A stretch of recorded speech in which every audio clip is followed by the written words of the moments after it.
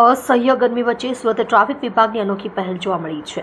Hops charitable trust અને traffic વિભાગની team દ્વારા ગરમીમાં વાહન ચાલકોને શેરડીનો રસ વિતરણ કરાયો હતો।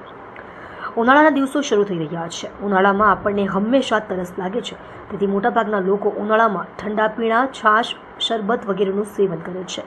સાથે અસહ્ય ગરમીમાં રસ્તા ઉપર વાહન ચાલકો માટે सूरत ट्राफिक विभागની अनोखी पहल જોવા મળી છે। ગરમીના કારણે વાહન ચાલકોને શેરડીનો રસ વિતરણ કરવામાં આવ્યો હતો। હોપ્સ ચેરિટેબલ ટ્રસ્ટ અને ટ્રાફિક વિભાગની ટીમ દ્વારા કામગીરી કરવામાં આવી છે।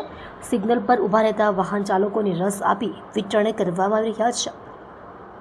વાહન ચાલકોને ઠંડક મળી રહે એ માટે કામગીરી કરવામાં આવી રહી છે।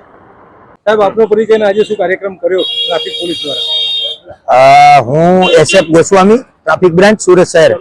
હાલમાં સુરત શહેરનું તાપમાન જે 39 થી 41 ડિગ્રી થઈ રહ્યું છે, આ અસહ્ય ગરમીમાં જે ટ્રાફિક સિગ્નલ્સનું પાલન કરતા લોકો જે સિગ્નલ પર ઊભા રહે છે, એમને આ અસહ્ય ગરમીમાંથી બચાવવા માટેનો એક પ્રયાસ અમારા પોલીસ કમિશનર સાહેબ શ્રી સુરત શહેર અને અમારા ટ્રાફિક વિભાગના અધિકારીઓની જે સૂચના હતી એ પ્રમાણે હોપ ચેરિટેબલ ટ્રસ્ટ સુરત શહેર અને ટ્રાફિક પોલીસના સંયુક્ત ઉપક્રમે શેરડીના રસનું વિતરણ કરી અને પ્રજાને આ તાપમાંથી એક